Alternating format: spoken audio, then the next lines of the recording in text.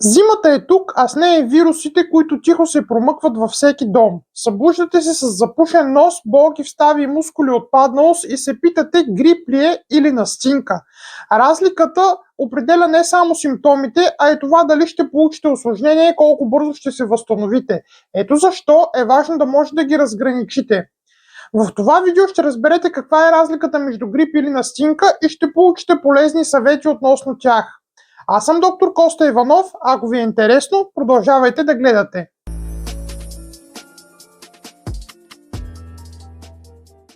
Нека първо видим какво представлява настинката и какво е грипът. Настинката са вирусни заболявания на горните дихателни пътища. Засягат се най-често синуси, нос и гърло.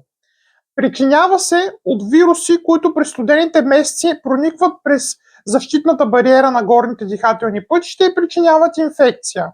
Най-чести причинители на настинката, наричана още простуда, са риновируси, също може да се причини от аденовируси и коронавируси. Именно поради големия брой причинители не съществува определена ваксина срещу настинката. При настинката най-често се засягат горните дихателни пътища и оплакванията са именно от тях.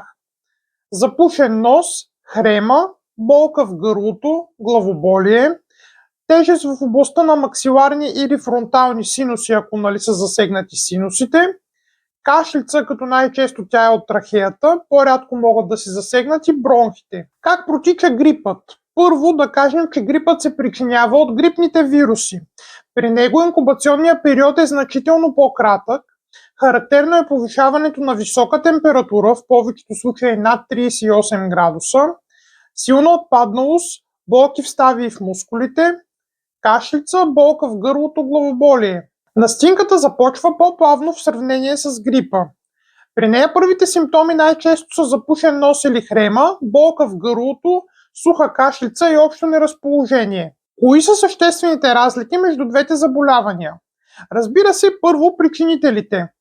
Както казахме, при грипа това са грипните вируси, изключително и само те, а при настинката могат да бъдат различни вируси. Следващото нещо е инкубационния период, който при грипа е значително по-кратък и симптомите започват внезапно.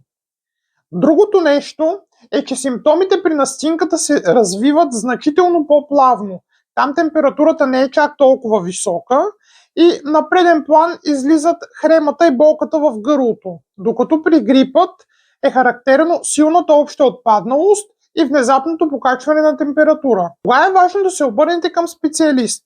При съмнение за грип, своевременното търсене на лекарска помощ е от значение, тъй като съществуват противогрипни лекарства, които ако се приложат още в началото при появата на първите симптоми, могат значително да скъсят периода на заболяването и да предотвратят възникването на усложнение. Следващото нещо е при продължителна висока температура или мъчителна кашлица. Тогава също трябва на време да се потърси лекарска помощ. Разбира се и рисковите групи, а именно бременни жени, хронично болни пациенти с астма, ХОП, сърдечна недостатъчност, артериална хипертония, диабет, както и деца, трябва да бъдат под лекарско наблюдение. Кои изследвания включва поставянето на диагнозата? По принцип диагнозата се поставя на базата на характерната клинична картина. Могат също така да се използват бързи тестове, които могат да бъдат направени и в лекарския кабинет, като съществуват бързи тестове за откриването на грип, както и комбинирани за грип и COVID или други вируси.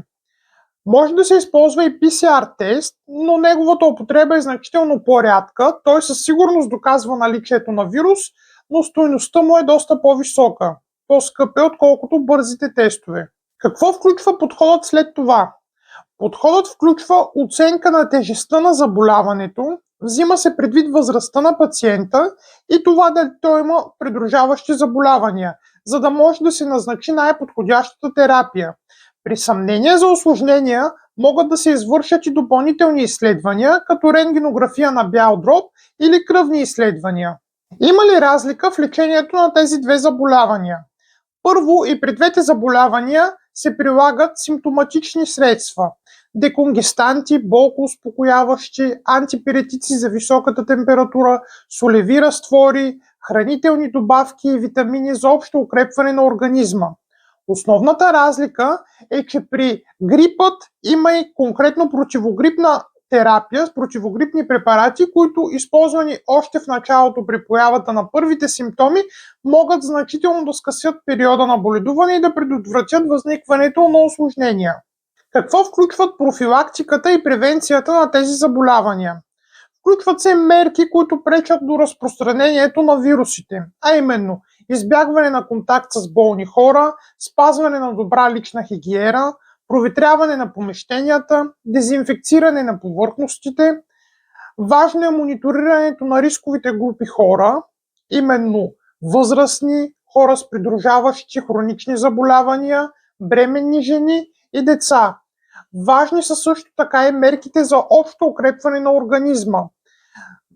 Добър хранителен режим, достатъчно сън, използването на хранителни добавки и витамини, които да поддържат имунитета в добра форма през зимните месеци. Важна роля в превенцията на грипа заемат и противогрипните ваксини, които са особено важни за пациентите от рисковите групи, тъй като значително намаляват рискът от възникване на осложнения. Зимата може да ви изненада с грип или настинка. Разликата между двете е важна, защото определя колко бързо ще се възстановите. Слушайте тялото си, разпознавайте сигналите и действайте, защото здравето ви заслужава това. Бъдете здрави и до скоро!